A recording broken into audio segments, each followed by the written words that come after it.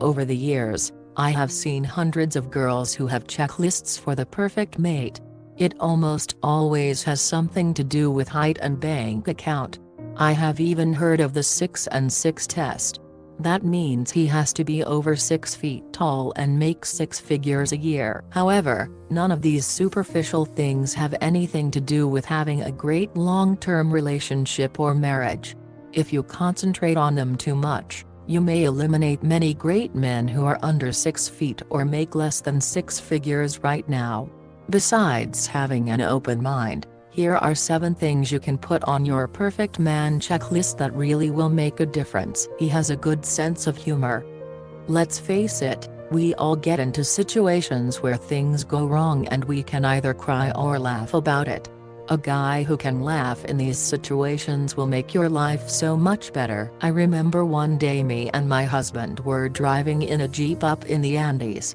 We managed to have 3 flat tires in one day. I had just had a baby about 3 weeks previous and wasn't in the best shape to walk for help in the mountains. We did end up getting help, all 3 times, and laughing about the calamities. Now I have that as a treasured memory, but if I had a man who got angry and upset about everything, we would probably filed for divorce after that trip. He makes you feel number one in his life. A man who is good for you will let you know that you are more important than his work, his nights out with the guys, and even your children. I will give you an extreme example from some tearjerker movies I have seen. You are in the delivery room and the doctor comes out and says, "We can only save the mother or the child." Who would he choose? The perfect man would always say to save you. You have got to be number one in his life. My husband's mother was so hard on herself trying to make the holidays perfect, that she was always wound up so tight she made everyone else tense. I remember one Christmas day we were at her house and she was arguing with me about the grandchildren. She insulted me and made me cry. My husband dearly loved his mother, but we got up from Christmas dinner and he calmly drove us the 6 hours it took to get back home. He made sure I knew I was number one. He can compromise on important issues. My first husband did not want any kids, but I did. I married him thinking I could change his mind down the road. Instead, he never wanted any kids, so when I got those maternal feelings, I had to look for a new partner. Children are a major issue that you should both agree on before you get married. If you want them or not, how many and what religion, if any, they will be brought up as is also important for discussion. I don't think you have to agree on political issues unless that is super important to you.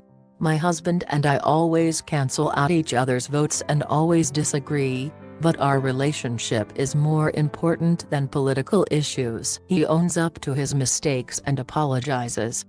No matter how perfect your partner is, he is going to mess something up either in major or minor ways. The most important thing is that he recognizes his faults and admits he was wrong. He can also forgive your mistakes and not bring up the past. You need to do the same. Don't bring up old issues from years ago.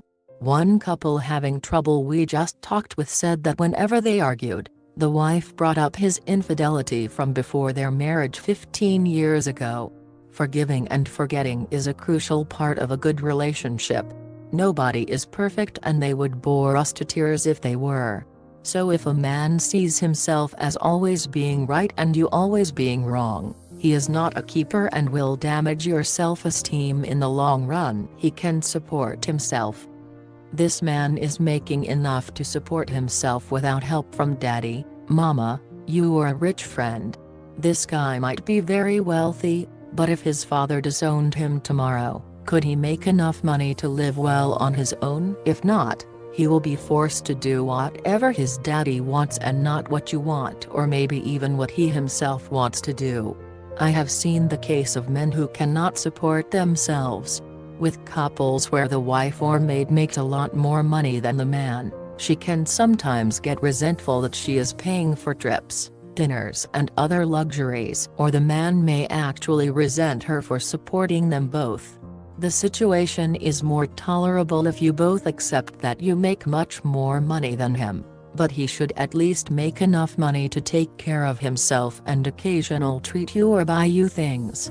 If not, you will end up feeling that he is using you. He has sound mind and body. This requires time to really get to know a man well enough to say if he has a good character and has basic well-being. Take at least 1 year before marrying someone, and long-distance relationships don't count. Does he do drugs? Gamble? Binge and purge? Is he healthy, and does he have some healthy habits? Does he smoke and you hate smoking? Many years ago I quit smoking and I thought my husband had too, but he snuck smokes and hid it from me for almost a year. He finally quit, but I think I would have started smoking again had he never quit. I once had a boyfriend that hid his drug use from me.